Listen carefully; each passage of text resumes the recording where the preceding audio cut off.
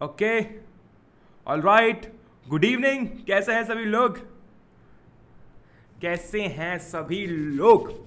Welcome to कहाँ पे? Of course you know. And आज हम येलो पेन से स्टार्ट करेंगे।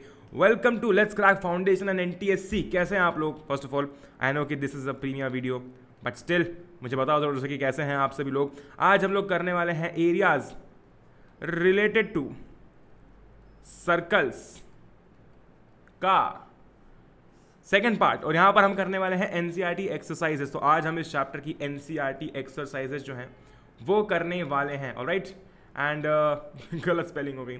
एनसीईआरटी एक्सरसाइजेस आज हम लोग करने वाले हैं, और ये चैप्टर का कॉन्सेप्ट जो है, जो मेजर सेगमेंट है, माइनर सेगमेंट है, एरिया है, पेरीमीटर है, वो आधा जो है वो कवर हो चुका है लास्ट लेक्चर के अंदर। So go and check it out once. ज़्यादा लंबा लेक्चर नहीं है, उसके अंदर आपको सारी चीज़ें जो प्रॉपर एक्चुअल कॉन्सेप्ट है वो समझ में आ जाएगा। ठीक है, तो आपको कहाँ पर मिलेगा ये वीडियो? अब आप सोचोगे कि वीडियो कहाँ पर मिलेगा, तो ये वीडियो आपको इसी चैनल पर देखने को मिलेगा। कल ही अपलोड हुआ था।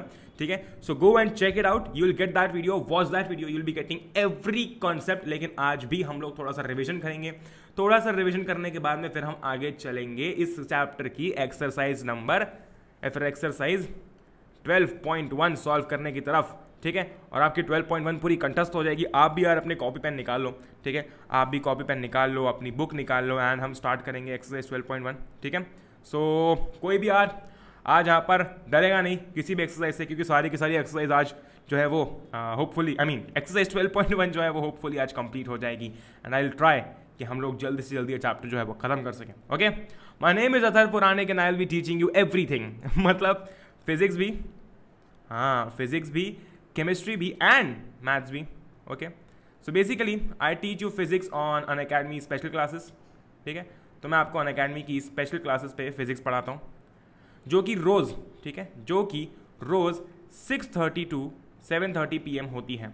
ठीक है, जो कि रोज़ 6:30 से लेकर 7:30 PM तक होती है। Okay great, all right. मैं आपको केमिस्ट्री पढ़ाता हूँ Unacademy 9th and 10th channel के ऊपर। तो अगर आप यूट्यूब पर सर्च करेंगे अनअकैडमी 9th and 10th, तो आपको वहाँ पर देखने को मिलेगा अनअकैडमी 9th and 10th। तो मैं वहाँ पर अनअकैडमी 9th and 10th पर आपको केमिस्ट्री पढ़ाता हूँ। ठीक है, और मैथ्स में आपको कहाँ पर पढ़ाता हूँ बताने की ज़रूरत है क्या? मैथ्स में आपको पढ़ाता हूँ इसी चैनल के ऊपर, जिस चैनल का नाम है let's crack foundation and NTSC. ठीक है, ग्रेट, अमेजिंग। कोई दिक्कत, कोई परेशानी? ऑलराइट, कोई परेशानी नहीं। ठीक है, माय नेम इज अथर पुराणिक। और जनरली यार फिजिक्स के हम लोग 1 शॉट लेक्चर्स करते हैं वहाँ पर अनअकैडमी की स्पेशल क्लासेस पे। साथ ही साथ में जब भी कभी किसी को लगता है जब भी कभी किसी को लगता है कि जब भी मतलब अगर आपको मैथ्स का रिविजन करना है, कुछ भी करना है, तो you can surely come on Unacademy special classes. तो स्पेशल क्लासेस पर हम जनरली 2 चीज़ें करते हैं। सबसे पहला तो हम मैथ्स के 1 शॉट वीडियोज़ जो हैं, मैथ्स के जो 1 शॉट लेक्चर्स हैं वो वहाँ पर करते हैं लाइव। और दूसरा फिजिक्स। ओके, ठीक है, ऑलराइट। कोई दिक्कत, कोई परेशानी, कोई दुविधा नहीं, कोई चिंता नहीं। ठीक है, ऑलराइट, आगे बढ़ते हैं। ओके, बात करते हैं आज के चैप्टर की। तो हमने कल भी एरिया रिलेटेड टू सर्कल जो है वो पढ़ा था। ऑफ कोर्स आज भी हम वही पढ़ने वाले हैं। ठीक है, आज भी हम वही पढ़ने वाले हैं, लेकिन आज हम सॉल्व करने वाले हैं इस चैप्टर की एक्सरसाइजेस। ओके, आज हम क्या करने वाले हैं? इस चैप्टर की एक्सरसाइजेस जो है, ठीक है, एक्सरसाइजेस जो है वो आज हम सॉल्व करने वाले हैं। ऑलराइट, आगे बढ़ते हैं। इसके पहले कि हम स्टार्ट करें गाइस, मैं आप लोगों से बात करना चाहता हूँ मैं आपसे बात करना चाहता हूँ सब्सक्रिप्शन को लेकर, यानी कि किस चीज़ को लेकर? अनअकैडमी के प्लस सब्सक्रिप्शन को लेकर। ठीक है, अनअकैडमी के प्लस सब्सक्रिप्शन को लेकर। यहाँ पर आपने यूट्यूब पर क्लासेस देख ली, फ्री क्लासेस देख ली, ठीक है, आपने अनअकैडमी की स्पेशल क्लासेस देख ली।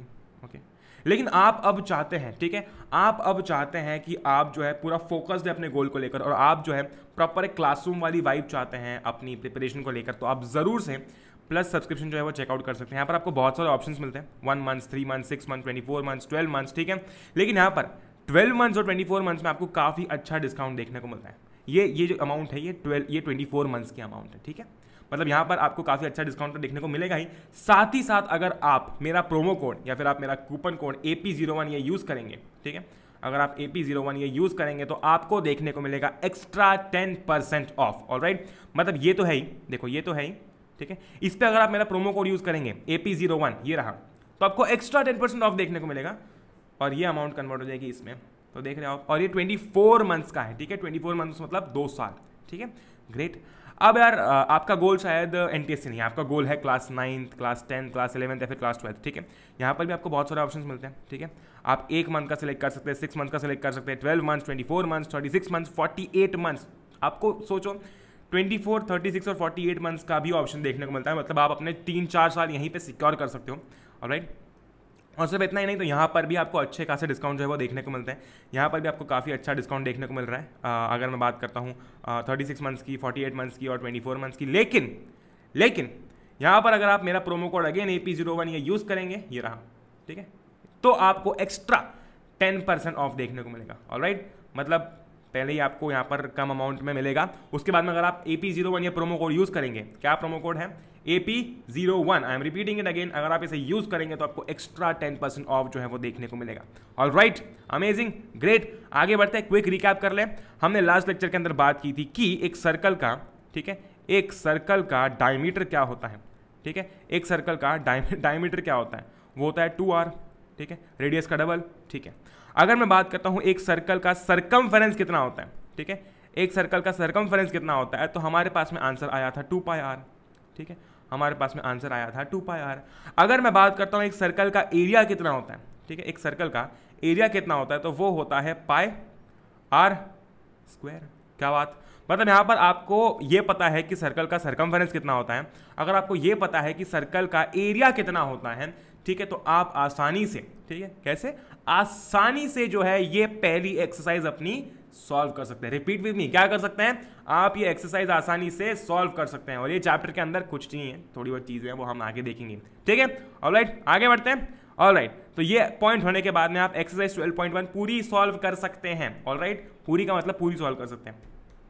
अभी कल के लेक्चर में हमने एक क्वेश्चन कर लिया था, लेकिन अगर आपने वहाँ पर वो क्वेश्चन नहीं देखा तो अभी हम वापस यहाँ पर डिटेल में करेंगे, क्योंकि ये जो लेक्चर है वो पूरा एनसीईआरटी सॉल्यूशंस को लेकर है, ठीक है। तो हम यहाँ पर भी आज ये क्वेश्चन जो है वो सॉल्व करने वाले हैं, ठीक है। देख लेते हैं कि पहले क्वेश्चन ने हमसे क्या बोला है, क्वेश्चन हमसे क्या मांग रहा है, okay. The cost of fencing a circular field at the rate of rupees 24 पर मीटर इज 5280। यार एक चीज़ मैं यहाँ पर आपको बताना भूल गया। अच्छा देखो, ये है एक रेक्टेंगल, मान लेते हैं कि आपकी स्कूल की फील्ड है जहाँ पर आप खेलने जाते हो, ठीक है। तो जब भी आपको सर या फिर मैम बोलती है कि यार जाओ राउंड लगा के आओ, तो क्या पूरे ऐसे आपकी फील्ड में ऐसे जिगजैग राउंड लगाते हो क्या? नहीं, जनरली यार बाउंड्रीज पर राउंड लगाया जाता है, ठीक है। तपती धूप में जब पनिशमेंट मिलती है तो बाउंड्रीज पर राउंड लगाया जाता है। ग्रेट, अमेजिंग, ठीक है। लेकिन जब मैं बात करता हूं कि घास काटनी है, ठीक है, ग्राउंड की या फिर फील्ड की घास काटनी है, तब किस चीज़ की बात होती है? तब पूरे एरिया की बात होगी।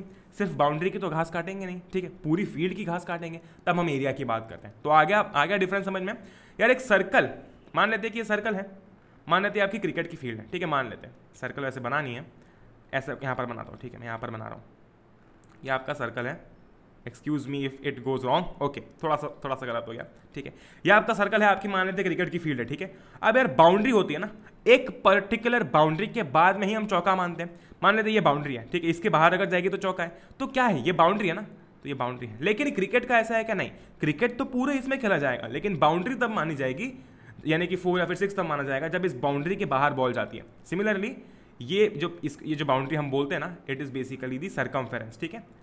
सर्कल का पेरीमीटर इज कॉल्ड सर्कमफेरेंस, ऐसा भी आप याद रख सकते हो, लेकिन ज़्यादा बेटर रहेगा कि आप सर्कमफेरेंस बोलो, ठीक है। ओके, एरिया की बात हमने कर ली भाई साहब, ये पूरा एरिया है, ये पूरा एरिया है, ओके। इसका फॉर्मूला क्या होता है? Pi r square. और सर्कमफेरेंस का, ठीक है, इसका formula pi r square, circumference का फॉर्मूला होता है 2πr। कोई दिक्कत, कोई परेशानी, कोई इशू? कोई दिक्कत नहीं। ओके, आगे बढ़ते हैं जनाब। ऑलराइट, सो गाइज अभी बात करते हैं सबसे पहले क्वेश्चन की, आपकी एक्सरसाइज की, जो कि है एक्सरसाइज 12.1। ऑलराइट, तो जो एक्सरसाइज 12.1 है ये आपकी पहली एक्सरसाइज है आपके चैप्टर की। और इसके पहले जो है एक क्वेश्चन हमने लास्ट लेक्चर में सॉल्व किया था जो कि फेंसिंग वाला था, वो एक बार चेकआउट कर लेना। क्या पूछा गया है? हमें बोला गया है the radii of 2 circles are 19 centimetre and 9 centimetre respectively. Okay, यानी कि मैं लिख दूं R1 कितना है? 19 सेंटीमीटर है, R2 कितना है? 9 सेंटीमीटर है, ठीक है। Find the radius of the circle which has circumference equal to the sum of the circumferences of the 2 circles। जरा इसको आसान सी भाषा में समझते हैं, ठीक है। हमें निकालना है एक ऐसे सर्कल का रेडियस, ठीक है, एक ऐसे सर्कल का रेडियस जिसका सर्कमफेरेंस, ठीक है, जिसका सरकमफेरेंस इन दोनों सर्कल्स के सरकमफेरेंस को ऐड करने पे बन रहा है। यानी कि पहले एक काम करते हैं, R1 वाले सर्कल का सरकमफेरेंस निकालते हैं, R2 वाले सर्कल का सरकमफेरेंस निकालते हैं और दोनों को ऐड करते हैं और फिर बात करते हैं। ठीक है, तो सबसे पहले R1 वाले सर्कल का सरकमफेरेंस कितना हो जाएगा, 2 पाई R1, यानी कि ये हो जाएगा 2 इंटू 22/7 इंटू 19। कोई दिक्कत, कोई परेशानी? कोई परेशानी नहीं। अगर मैं R2 की बात करता हूं तो ये हो जाएगा 2 पाई R2, सरकमफेरेंस लिख रहा हूं मैं, which is equals to 2 into 22/7 into 9। एक काम करते हैं, इन दोनों को ऐड कर देते हैं, क्योंकि यही तो बोला गया है, find the radius of the circle which has circumference equal to the sum of the circumferences of the two circles. यानी कि ये जो दोनों सर्कल्स हैं, इन दोनों के सरकमफेरेंस का जो सम होगा, वो जो सम है वो तीसरे सर्कल के सरकमफेरेंस के बराबर है। इन दोनों को ऐड कर देते हैं तो कुछ ऐसा नहीं हो जाएगा, 2, ठीक है, इंटू 22/7 इंटू 19 प्लस, ठीक है, 2 इंटू 22/7, ठीक है, इंटू 9। 2 इंटू 22/7 में अगर कॉमन ले लूँ तो क्या मेरे पास में कुछ ऐसा नहीं हो जाएगा, 2 इंटू 22/7 ये हो जाएगा 28।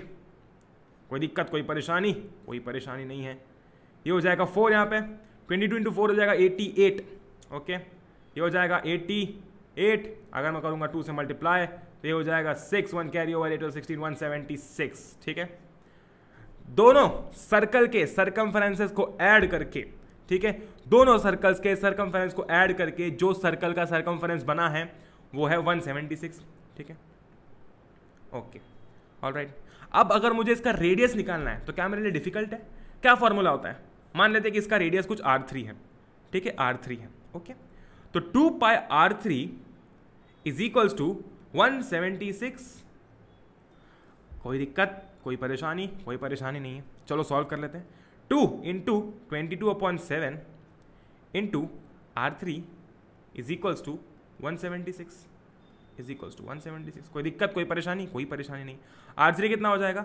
R3 हो जाएगा 176 इंटू 7/44। क्यों 44? क्योंकि 2 इंटू 22 यहाँ पर मैंने 44 कर दिया और इधर लेके आ गया। कोई दिक्कत, कोई परेशानी नहीं। ये हो जाएगा कैंसल, R3 आ जाएगा 28 के बराबर। ठीक है, R3 आ जाएगा 28 के बराबर। तो हम ये बोल सकते हैं, ठीक है, हम ये बोल सकते हैं कि the radius of the circle which has circumference equal to the sum of the circumferences of the two circles is 28। Okay, अब आपके दिमाग में क्वेश्चन आ रहा होगा कि यार भैया हमने सीधे सीधे इसको ऐड क्यों नहीं कर दिया? 19 + 9 इज इक्वल्स टू 28 हो जाता, क्या दिक्कत थी?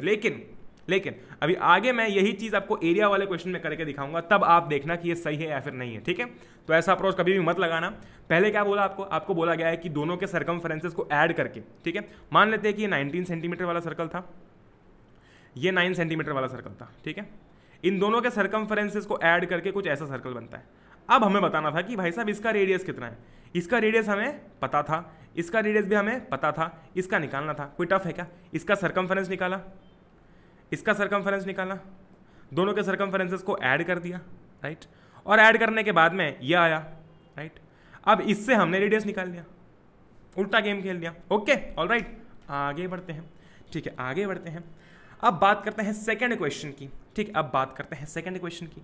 तो सेकंड क्वेश्चन हमारा कैसे हो जाएगा, देखते हैं। The radii of two circles are 8 centimetre and 6 centimetre respectively. अभी थोड़ी देर पहले किया वैसे ही क्वेश्चन है। मान लेते हैं 8 सेंटीमीटर वाला, मान लेते हैं ये 6 सेंटीमीटर वाला। ठीक है, ये है 8 सेंटीमीटर और ये है 6 सेंटीमीटर। ठीक है, find the radius of the circle having area equal to the sum of the areas of the two circles. Last वाले क्वेश्चन में हमें सरकमफेरेंस जो था वो इन दोनों के सम के बराबर दिया था। इस वाले क्वेश्चन में हमें एरिया जो है वो इन दोनों सर्कल के एरिया के बराबर दिया जा रहा है, सम के बराबर दिया जा रहा है। आय हाय, कोई दिक्कत आ रही है क्या? कोई दिक्कत नहीं आ रही। एक काम करते हैं ना, पहले इसका एरिया निकाल लेते हैं, फिर इसका एरिया निकाल लेते हैं, दोनों के एरिया को ऐड कर देते हैं और बड़े वाले सर्कल का पहले एरिया निकाल लेते हैं। ठीक है, ओके। इस वाले सर्कल का एरिया कितना होगा? अब मैं डायरेक्टली लिखता हूँ। ठीक है, इस वाले सर्कल का एरिया कितना होगा? मान लेते हैं कि इसका रेडियस पाए, मान लेते हैं इसका रेडियस R1 है। R1 8 के बराबर है, मुझे पता है, लेकिन मैं डिनोट करने के लिए लिख रहा हूँ। ठीक है, पाए R1 का स्क्वायर प्लस पाए R2 का स्क्वायर इज इक्वल्स टू पाए R3 का स्क्वायर। सही बात है, कोई दिक्कत, कोई परेशानी नहीं है। अमेजिंग है ना, अमेजिंग। पहली बात तो ऐसा है कि ये जो पाए है और ये पाए और ये पाए, ये तीनों कट जाएंगे, है ना, ये तीनों कट जाएंगे। तो R1 स्क्वायर प्लस R2 का स्क्वायर हो गया R3 के स्क्वायर के बराबर। ऑल राइट, R1 स्क्वायर कितना था?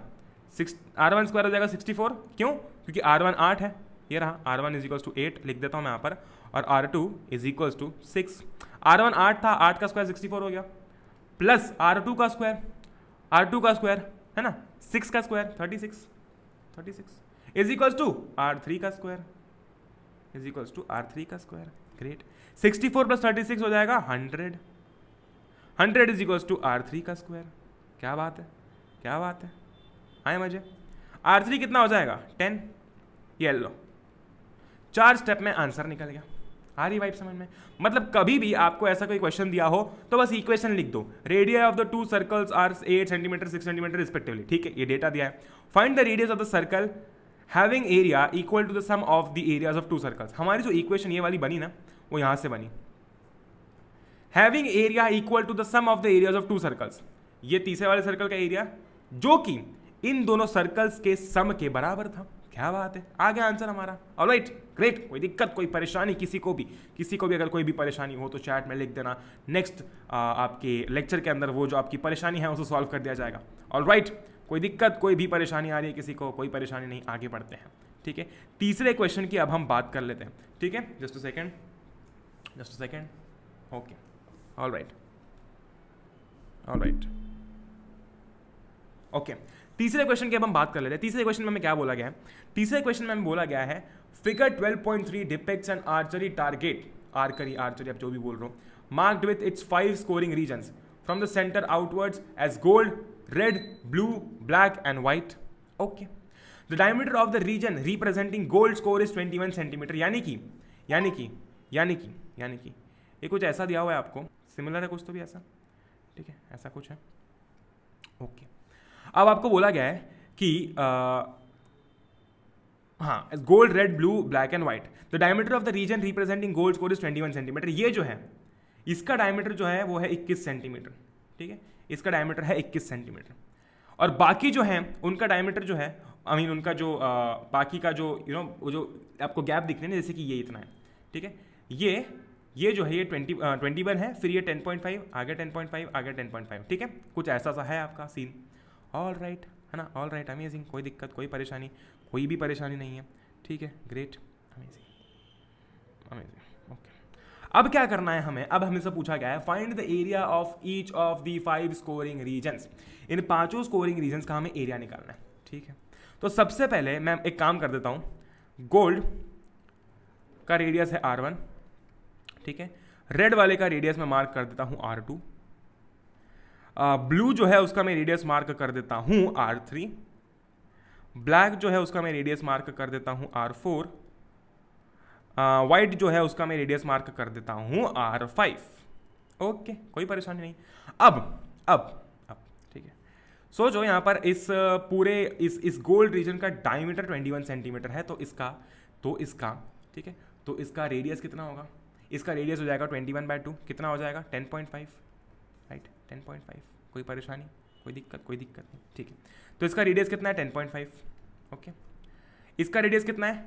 अब हमें क्या बोला गया है? Each of the other bands is 10.5 centimetre wide, यानी कि ये जो है इतना। एक second, let me change the colour. काफ़ी अच्छा क्वेश्चन नहीं है ईजी, लेकिन थोड़ी सी दिक्कत आती है इसमें। देखो, ये जो इतना यहाँ पर येलो से मैं मार्क कर रहा हूँ, ये 10.5 है, इसके आगे ये 10.5 है, ये भी 10.5 है और ये भी 10.5 है। ठीक है, ओके, कोई दिक्कत, कोई परेशानी। इसका मतलब R2 कितना हो जाएगा? पहले तो R2 के अंदर हम क्या करेंगे कि ये अभी ये गोल्ड है। ठीक है, इसके ऊपर वाला ये रेड है। ठीक है, तो सीधी सी बात है कि जो रेड है उसका रेडियस कुछ ऐसा होगा, राइट। मतलब कि गोल्ड का रेडियस, ठीक है, गोल्ड का रेडियस और उस बैंड का रेडियस मिला के, ठीक है, गोल्ड का रेडियस और उस बैंड का रेडियस मिला के रेड वाले सर्कल का रेडियस आएगा। किसी को कोई भी परेशानी है इसमें? कोई भी दिक्कत है?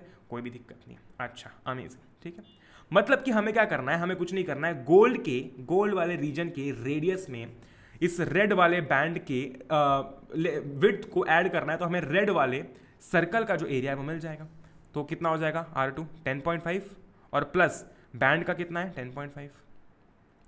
ये 10.5 जो है ये इस गोल्ड वाले का डायमीटर है और ये जो 10.5 है ये गोल्ड का है और ये जो 10.5 है ये विड्थ का है। ठीक है, ये कितना हो जाएगा, कितना हो जाएगा ये हो जाएगा 21 सेंटीमीटर। ठीक है, तो रेड वाले का जो रेडियस है वो है 21 सेंटीमीटर। ठीक है, सिमिलरली अब R3 में भी हम कुछ नहीं करेंगे, 21 सेंटीमीटर में हम 10.5 ऐड कर देंगे तो हमें ब्लू वाले का मिल जाएगा। तो ये कुछ ऐसा नहीं हो जाएगा, ये हो जाएगा 31.5। ग्रेट। ठीक है, R4 की बात करेंगे, उसमें वापस से 31.5 में वापस से 10 ऐड कर देंगे तो ये हो जाएगा 41.5। ओके, 41.5। ग्रेट, वापस से 41.5 में 10 ऐड करेंगे, कितना हो जाएगा 41.5 प्लस 10 कितना हो जाएगा, ये हो जाएगा 51.5। ओके, ये हो जाएगा 51.5। अमेजिंग। ठीक है, 21 सेंटीमीटर किसका है ये है रेड का। 10.5 ये किसका है, ये है गोल्ड का। ठीक है, हमारे पास में अब सारे के सारे, ठीक है, हमारे पास में अब सारे के सारे सर्कल्स जो हैं उनके रेडियसेस आ गए हैं, उनके रेडियाई आ गए हैं। ठीक है, उनके रेडियाई आ गए। कितना है, रेड का 10.5 है, फिर गोल्ड का 10.5 है, रेड का 21 है, फिर 31.5 है, फिर उसके बाद में फिर आपका वापस से 41.5, फिर 51.5। ठीक है, कोई दिक्कत, कोई परेशानी, कोई भी दिक्कत नहीं। ओके, मज़ेदार मज़ेदार। ठीक है, अभी हमें क्या करना है कि हमें हर एक स्कोरिंग रीजन का एरिया निकालना है। यानी कि सिंपल सी बात है कि गोल्ड एक स्कोरिंग रीजन है। ठीक है, उसके बाद में ये रेड एक स्कोरिंग रीजन है। ठीक है, तो गोल्ड और रेड दोनों अलग अलग स्कोरिंग रीजन है। यानी कि जब मैं रेड वाले स्कोरिंग रीजन की बात करूंगा तो मुझे उसमें से गोल्ड का एरिया माइनस करना पड़ेगा। क्यों करना पड़ेगा, क्योंकि अगर मैंने डार्ट फेंका और अगर वो रेड पे लगा, ठीक है, अगर वो रेड पे लगा तो ही माना जाएगा कि मेरा डार्ट जो है या फिर जो मैंने फेंका है वो रेड पे लगा है। अगर वो गोल्ड पे लगता है तो वो गोल्ड माना जाएगा, भले ही, ठीक है, भले ही वो रेड के अंदर आ रहा हो, लेकिन अगर गोल्ड पे डार्ट लग जाता है, ठीक है, अगर गोल्ड पे अगर गोल्ड पे डार्ट लग जाता है, ठीक है, इसका मतलब यह है कि वो गोल्ड में गया है ना कि रेड में। ठीक है, तो हमें सबकी जो बैंड्स हैं सबसे पहले तो उसका एरिया निकालना पड़ेगा। ठीक है, हमें बैंड्स का एरिया निकालना पड़ेगा। ओके, निकाल लेते हैं। ठीक है, निकाल लेते हैं, कोई दिक्कत नहीं है हमें। सबसे पहले मैं गोल्ड का निकाल लूँ। गोल्ड का एरिया कितना है, कितना हो जाएगा गोल्ड का एरिया, गोल्ड लिख देता हूँ यहाँ पे। ठीक है, यहाँ पे लिख रहा हूँ मैं गोल्ड का एरिया कितना हो जाएगा, गोल्ड का एरिया हो जाएगा पाई आर स्क्वायर। ठीक है, पाई R1 का स्क्वायर मतलब, ओके, कितना हो जाएगा 22.7 इंटू 10.5, ठीक है, इंटू 10.5। इसे हम आगे सॉल्व कर लेंगे, गोल्ड का एरिया आ जाएगा। सिमिलरली चलो पेन भी चेंज कर लेते हैं। अगर मुझे रेड का एरिया चाहिए, तो मैं क्या करूँगा, मैं लिखूँगा पाई, ठीक है, पाई R2 का स्क्वायर माइनस R1 का स्क्वायर। या तो अगर ये भी समझ नहीं आ रहा हो तो सोचो, अगर मैं रेड वाले सर्कल के एरिया में से गोल्ड वाले सर्कल का एरिया माइनस कर दूंगा तो मुझे वो रेड बैंड की लेंथ मिल जाएगी ना। जैसे कि ये गोल्ड है मान लेते हैं और ये है रेड। ठीक है, ये है रेड। ठीक है, जब मैं ये गोल्ड वाले को माइनस करूंगा, तब जाके मुझे ये रेड वाले एरिया का या फिर रेड वाले बैंड का एरिया देखने को मिलेगा। कोई दिक्कत, कोई परेशानी नहीं। मतलब मुझे सीधी सी बात है कि रेड वाले सर्कल के एरिया में से मुझे, ठीक है, मुझे गोल्ड वाले को माइनस करना है, यानी कि ये वाली इक्वेशन। तो पाई R2 कितना है, R2 हो जाएगा 21 का स्क्वायर माइनस 10.5 का स्क्वायर। ठीक है, माइनस 10.5 का स्क्वायर। इसे हम फर्दर सॉल्व करेंगे, रेड का एरिया आ जाएगा। ग्रेट, रेड का एरिया आ जाएगा। ठीक है, अब जैसे ही रेड का एरिया आएगा, ओके, जैसे ही हमारे पास में रेड का एरिया आएगा, हम ब्लू का एरिया निकाल सकते हैं। कैसे, ब्लू का रेडियस कितना है R3, तो ब्लू का एरिया कितना हो जाएगा पाई R3 का स्क्वायर माइनस, ठीक है, अब हमें ब्लू सर्कल और ब्लू बैंड दोनों अलग अलग चीज़ें हैं। ब्लू सर्कल मतलब पूरा सर्कल, ब्लू सर्कल के अंदर फिर रेड और गोल्ड दोनों आ रहे हैं। लेकिन जब मैं ब्लू बैंड की बात कर रहा हूँ तो उस ब्लू बैंड में अगर मुझे सिर्फ ब्लू बैंड की बात करनी है तो मुझे रेड सर्कल और गोल्ड सर्कल दोनों हटाने पड़ेंगे। ठीक है, अब अगर मैं सीधा रेड का एरिया निकाल लूंगा तो मुझे गोल्ड की ज़रूरत नहीं है। ठीक है, गोल्ड की मुझे ज़रूरत नहीं है। ओके, ऑलराइट, तो मैं क्या करूँगा, ये रेड बैंड है। ठीक है, ये रेड बैंड का आया है, ये जो आएगा ये रेड बैंड का आएगा। अब मैं क्या करूँगा कि पाई R3 स्क्वायर में से अगर पाई R2 स्क्वायर माइनस कर दूंगा, ठीक है, तो मुझे यहाँ पर जो मेरा ब्लू वाला रीजन है उसका एरिया देखने को मिल जाएगा। इसको मत माइनस कर देना, क्योंकि अगर इसको माइनस करने गए, ठीक है, इसको माइनस करने गए तो ये बैंड माइनस होगा, सर्कल माइनस नहीं होगा। ठीक है, तो हमें ये रेड वाला सर्कल माइनस करना है ब्लू वाले सर्कल में से, तब जाके ब्लू बैंड की मुझे एरिया मिलेगा। ठीक है, pi R3 square minus pi R2 square, pi R3 कितना है, R3 कितना है 31.5 है, तो 31.5 का स्क्वायर हो जाएगा, माइनस R2 स्क्वायर, R2 कितना है 21 का स्क्वायर, ओके 21 का स्क्वायर। तो ये जब मैं सॉल्व करूंगा तो मेरे पास आंसर आ जाएगा। कोई दिक्कत, कोई परेशानी, कोई भी दिक्कत नहीं, आगे बढ़ते हैं। अब सिमिलरली मुझे ब्लैक वाला निकालना है, मुझे ब्लैक वाले बैंड का एरिया निकालना है। मैं क्या करूंगा, ब्लैक सर्कल में से ब्लू सर्कल को माइनस कर दूंगा। जैसे ही मैं ब्लैक सर्कल में से ब्लू सर्कल को माइनस कर दूंगा, मेरे पास में ब्लैक बैंड आ जाएगा। कोई दिक्कत, मतलब अगर मैं यहाँ पर लिखता हूँ, खैर ये थोड़ा सा काफ़ी ज़्यादा ऊपर नीचे हो गया, यहाँ पर लिख रहा हूँ मैं। ठीक है, पाई मान लेते हैं पाई R4 स्क्वायर। ठीक है, ये किसका एरिया है, ये ब्लैक का एरिया है, माइनस अगर मैं करूँगा पाई R3 स्क्वायर।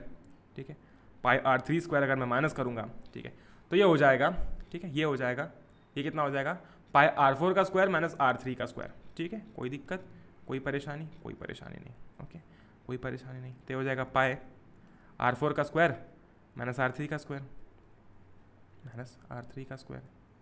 ओके। अब R4 कितना है, R4 है 41.5, तो लिख दूंगा 41.5 का स्क्वायर माइनस, ठीक है, माइनस कर दूंगा मैं ब्लू का, तो हो जाएगा 31.5 का स्क्वायर माइनस। ऐसे आपका ये पूरा क्वेश्चन सॉल्व हो जाएगा। और जैसे ही क्वेश्चन सॉल्व होगा, सबके एक बार एरिया वापस से लिख देना आंसर के अंदर, आपको पूरा आंसर खत्म हो जाएगा। ठीक है, कोई दिक्कत, वापस एक बार समझा दो हमने क्या किया। हमने कुछ भी नहीं किया, हमने बहुत ही आसान सी चीज़ की है। हमने देखो क्या किया, सबसे पहले तो गोल्ड जो था उसका डायमीटर दिया था, तो उसका रेडियस लिख दिया। ठीक है, उसके बाद में फिर हमने हर एक सर्कल का रेडियस निकाल लिया। कैसे, उसमें 10.5 ऐड कर करके, क्योंकि जो बैंड है उसकी विड्थ मुझे 10.5 सेंटीमीटर दी थी। ठीक है, तो ये गोल्ड था और ये रेड था। ठीक है, यहाँ पर ये था हमारा, ये जो था ये हमारा 10.5 हो गया। क्यों, क्योंकि ये 21 का आधा हो गया। इस बैंड की जो विड्थ थी ये हो गई 10.5, दिया हुआ है क्वेश्चन के अंदर। तो ये जो बड़ा वाला सर्कल है, ये जो रेड वाला सर्कल है ना, इसका जो रेडियस आया वो कितना आया, 10.5 प्लस 10.5 कितना हो गया, वो हो गया 21। सिमिलरली हमने ब्लू का भी निकाल लिया, ब्लैक का भी निकाल लिया और व्हाइट का भी निकाल लिया, और हमारा आंसर जो है वो आ गया। ठीक है, ऑलराइट, आगे बढ़ते हैं। अब ऐसे क्वेश्चन में क्या होता है ना जनरली, कि आपको कभी कभी ऐसा हो जाएगा कि कॉन्सेप्ट समझ नहीं आ रहा है, याद नहीं आ रहा है, तो कुछ नहीं करना है, बस एक बार क्वेश्चन पढ़ लेना है और जो भी दिया हुआ है उसको लिख लेना है। ठीक है, आगे बढ़ते हैं। ऑलरेडी अब बात करते हैं क्वेश्चन नंबर 4 की। और क्वेश्चन नंबर 4 जो है वो बड़ा ही आसान सा क्वेश्चन है। ये क्वेश्चन दिखने में थोड़ा सा टफ लग रहा होगा। The wheels of a car are of diameter 80 centimetre each. How many complete revolutions does each wheel make in 10 minutes when the car is travelling at the speed of 66 kilometre per hour. ठीक है, सबसे पहले तो यहाँ पर हमें diameter दिया गया, तो हम रेडियस लिख देते हैं जो कि है 40 सेंटीमीटर। जब भी बात आती है रिवोल्यूशंस की, ठीक है, जब भी हमें पूछा जाता है कितने नंबर ऑफ रिवोल्यूशंस जो है वो लिए जा रहे हैं, ठीक है, नंबर ऑफ रिवोल्यूशन की जब भी बात होगी तो हम बात करते हैं सरकमफेरेंस की। क्यों, क्योंकि आप सोचो ये सर्कल है, ये एक रिवोल्यूशन तब कंप्लीट करेगा जब ये वाला पॉइंट वापस यहाँ पर आएगा। ग्रेट, अमेजिंग, कोई दिक्कत, कोई परेशानी नहीं। तो सोचो ना, मतलब जब टायर घूमता है तो उसका अपर वाला जो बाउंड्री वाला पोर्शन होता है वो हमारे ग्राउंड से टच होता है। तो सिमिलरली ऐसा कुछ याद रख लो, तो जब भी रेवोल्यूशन की बात होगी हम बात करते हैं सरकमफेरेंस की। ठीक है, इसका सरकमफेरेंस कितना हो जाएगा, 2 पाई आर, ये हो जाएगा 80 पाई। क्यों, 2 इंटू आर कितना है 40, हो जाएगा 80 पाई। ठीक है, अब यार मुझे डायमीटर 80 सेंटीमीटर दिया गया है, ईच व्हील मेक्स इन 10 मिनट्स बोला गया है, और स्पीड 66 किलोमीटर पर आवर बोली गई है। ये तो नाइंसाफी है। तो मैं क्या कर रहा हूँ कि मैं 66 किलोमीटर पर आवर को कन्वर्ट कर रहा हूँ किसमें, सेंटीमीटर पर मिनट में। तो 66 इंटू 1 लाख, ठीक है, इंटू 1 लाख अपॉन 1 इंटू 60। क्यों, क्योंकि 66 को मैंने कन्वर्ट किया सेंटीमीटर में, किलोमीटर को सेंटीमीटर में कन्वर्ट कर रहे हैं, तो कुछ ऐसा हो जाएगा। ठीक है, ये कुछ ऐसा हो जाएगा। एंड अगर मैं कन्वर्ट कर रहा हूँ अपने घंटों को, अगर मैं मिनट में कन्वर्ट कर रहा हूँ, तो 1 घंटा, ऑफकोर्स 1 घंटे को जब मैं मिनट में कन्वर्ट करूँगा तो 60 से मल्टीप्लाई करना पड़ेगा। तो ये कुछ ऐसा आंसर आ जाता है। ठीक है, इसका आंसर कुछ ऐसा आ जाएगा। तो ये हो जाएगा 11 इंटू 10,000, तो ये हो जाएगा 1,10,000, है ना, 1,10,000 के करीब आ जाएगा आंसर। ठीक है, कोई दिक्कत, कोई परेशानी। ये हो जाएगा सेंटीमीटर पर मिनट। ठीक है, ये हो जाएगा सेंटीमीटर पर मिनट। ओके, ऑलराइट, कोई परेशानी, कोई दिक्कत नहीं। अब यार, अब 1,10,000 सेंटीमीटर, ठीक है, 1,10,000 सेंटीमीटर पर मिनट उसकी स्पीड है, और वह 10 मिनट के लिए जो है वो ट्रैवल कर रहा है। तो डिस्टेंस कितना हो जाएगा, 1,10,000 इंटू 10 कितना हो जाएगा, 11 लाख हो जाएगा। ठीक है, यानी कि 11 लाख जो है वो डिस्टेंस कवर कर रहा है, 11 लाख सेंटीमीटर। ठीक है, कितना हो जाएगा? 11 लाख सेंटीमीटर। ओके, कोई परेशानी नहीं। ओके, अब मुझे एक बात बताओ, 80 पाई उसके एक रेवोल्यूशन में, जब वो एक रेवोल्यूशन कंप्लीट करेगा तो वो 80 पाई डिस्टेंस जो है वो कवर कर लेता है। ठीक है, 80 पाई डिस्टेंस जो है वो कवर कर लेता है। ठीक है, एक रेवोल्यूशन में वो 80 पाई डिस्टेंस कवर कर लेता है। तो ऐसे कितने रेवोल्यूशन उसको लगेंगे तब जाके वो 11 लाख सेंटीमीटर कवर करेगा? तो मान लेते कि ऐसे उसको n रिवोल्यूशंस लगेंगे। ठीक है, तो n into 80 pi is equals to 11 lakh. सही है नहीं है? बिल्कुल सही है। क्यों? क्योंकि एक रेवोल्यूशन में वो 80 पाई कवर कर रहा है। ऐसे कितने रेवोल्यूशन उसको लगेंगे तब जाके वो, मतलब जब जाके वो 11 लाख कवर करेगा। ठीक है, तो कुछ नहीं करेंगे, n निकालना हो तो ये 80 पाई को उधर ले जाएंगे। ठीक है, 11 लाख था, अपॉन कर देंगे 80 पाई, तो ये पाई कन्वर्ट हो जाएगा 22/7 हो जाएगा, 7/22, मतलब ऑफकोर्स आप उसको उल्टा सीधा करके लिखोगे, और ये सब होने के बाद में आपका आंसर आ जाएगा n का। ठीक है, तो कितना आसान क्वेश्चन था, कितना सरल क्वेश्चन था, कुछ था इसमें? कुछ भी नहीं था, कुछ भी नहीं किया हमने। हमें सबसे पहले तो ये पता था कि यार 80 सेंटीमीटर का डायमीटर है, कितने रिवोल्यूशन करेगा ये हमें बताना है। 10 मिनट बोला गया है, 66 किलोमीटर पर आवर बोला गया है, दोनों चीज़ें हमको बता दी गई हैं। 66 किलोमीटर पर आवर बोला गया है, इसको हमने कन्वर्ट कर दिया सेंटीमीटर पर मिनट में। आगे बढ़ते हैं। Alright, great. बात करते हैं हमारे नेक्स्ट क्वेश्चन की, जो कि है tick the correct answer in the following and justify your choice. If the perimeter and the area of a circle are numerically equal, यानी कि बोल रहे हैं कि एक सर्कल है, इसका पेरीमीटर यानी कि सर्कमफेरेंस ऑफ कोर्स, और जो एरिया है वो बराबर है, तो रेडियस क्या होगा? क्या क्वेश्चन है ये, देख लो खुद क्या क्वेश्चन है। पाई से pi cancel, 2r is equals to r square. ठीक है, 2r is equals to r into r, और इजी कर देता हूँ, r से r कैंसिल, r हो जाएगा 2। क्या क्वेश्चन था ये? कुछ नहीं बोला, उन्होंने बोला कि पेरीमीटर और एरिया जो है वो बराबर है, तो मैंने लिख दिया 2 pi r is equals to pi r square. बस सॉल्व कर दिया इसको, पाई से पाई कैंसिल हो गया, एक r से एक r कैंसिल हो गया, तो ये हो जाएगा basically r is equals to 2। लेकिन ऐसे कुछ क्वेश्चन होते हैं जहाँ पे आपको क्या करना होता है, जहाँ पर आपको बेसिकली 2 पाई r ऐसा लिखा हुआ है और ये लिखा हुआ है पाई r स्क्वायर। ठीक है, पाई से पाई गया तो 2r हो जाएगा r स्क्वायर, है ना। तो ऐसा जब भी होता है ना आपका, ऐसा जब भी होता है तो क्या करते हैं कि अगर यहाँ पे r नहीं होता तो उसको r जिसमें लेके जाते हैं और फिर सॉल्व करते हैं। ठीक है, तो ये हो चुकी है आपकी एक्सरसाइज 12.1 कंप्लीटली खत्म। ठीक है, बात कर लेते हैं एक कॉन्सेप्ट की एक बार क्विकली, और फिर एक्सरसाइज 12.2 में हम मिलेंगे। ये सारे के सारे जो क्वेश्चंस हैं सेक्टर और सेगमेंट की, उसकी बात करेंगे। सेक्टर क्या होता है? अगर मैंने एक सर्कल के अंदर 2 रेडियाई बना दी, ठीक है, तो उसके 2 रेडियाई और आर्क के अंदर एंक्लोज जो सेक्टर होता है उसे हम बोलते हैं, जो एरिया होता है उसे हम बोलते हैं, जो पोर्शन होता है, जो रीजन होता है उसे हम बोलते हैं सेक्टर। ठीक है, उसे हम बोलते हैं सेक्टर। ठीक है, और अगर एक सर्कल है उसके अंदर एक कॉर्ड बना दी गई तो उस कॉर्ड और उस आर्क के करस्पॉन्डिंग रीजन को हम कहते हैं सेगमेंट। ठीक है, 2 टाइप के सेगमेंट होते हैं, माइनर सेगमेंट और मेजर सेगमेंट। ये माइनर सेगमेंट है, ये मेजर सेगमेंट है। ठीक है, अब वो आपको पता चल ही जाएगा, कैसे दिख जाएगा साफ साफ। ऑलराइट, और सेक्टर जो होता है, सेक्टर का एरिया क्या हो जाएगा? θ/360 इंटू पाई r स्क्वायर। अब θ/360 क्यों हुआ? क्योंकि पूरे सर्कल की बात करूंगा तो एंगल हो जाएगा 360, लेकिन यहाँ पर हम सर्कल के पोर्शन की बात कर रहे हैं, पार्ट की बात कर रहे हैं, तो इसलिए यहाँ पर ऊपर θ/360 लगा दिया गया है। ये चीज़ मैंने डिटेल में डिस्कस की है आपके चैप्टर के अंदर, एरियाज रिलेटेड टू सर्कल्स, जरूर से एक बार देख लेना। ठीक है, और अगर मैं बात करूँगा लेंथ ऑफ आर्क की, आर्क की लेंथ कितनी हो जाती है? तो आपकी जो आर्क है उसकी लेंथ हो जाती है θ/360 इंटू 2 पाई r। कोई दिक्कत, कोई परेशानी? कोई परेशानी नहीं। ओके, मैं आपसे मिलूंगा, ये क्वेश्चन है, आप कर लेना एक बार सॉल्व। ठीक है, कुछ नहीं करेंगे, θ/360 रख देंगे और आगे सॉल्व कर देंगे। मैं आपसे मिलूंगा नेक्स्ट लेक्चर में, जहां पर हम एक्सरसाइज 12.2 जो है उसे सॉल्व करेंगे। ऑलराइट, एंड एक्सरसाइज 12.2 सॉल्व तो करेंगे ही करेंगे, बहुत सारी बातें भी करेंगे उस लेक्चर के अंदर, कि सारे क्वेश्चन के साथ में डील कैसे करना होता है। ठीक है, अमेजिंग। एक और चीज़ मैं बता दूं आपको कि अगर अभी तक आपने चैनल को सब्सक्राइब नहीं किया है तो सब्सक्राइब कर लेना, क्योंकि यहाँ पर मैं ही नहीं तो आपको बहुत सारे एजुकेटर्स देखने को मिलते हैं। साथ ही साथ if you use my promo code AP01 you can definitely check out D+ subscription. आपको बहुत सारे ऑफर्स देखने को मिलते हैं और काफ़ी अच्छी प्राइसिंग पे आपको काफ़ी सारे प्लान्स देखने को मिलते हैं। अगर आप AP01 या ये प्रोमो कोड यूज़ करेंगे तो आपको एक्स्ट्रा 10% ऑफ जो है वो देखने को मिल जाएगा। ऑलराइट, तो मेरा प्रोमो कोड है AP01, मुझसे जुड़ने के लिए आप जो है वो ये प्रोमो कोड यूज कर सकते हैं। ऑलराइट, तो बस यार, आई होप कि आप सब लोग सेफ हैं। जय हिंद, वंदे मातरम, एंजॉय करो यार। Will meet in the next one, till then goodbye. मिलते हैं अगले लेक्चर में, मिलते हैं अगले वीडियो में, तब तक के लिए। और आज आपका मैं सोच रहा हूँ कि एक क्विज भी रख देते हैं, देखते हैं। Alright, bye bye.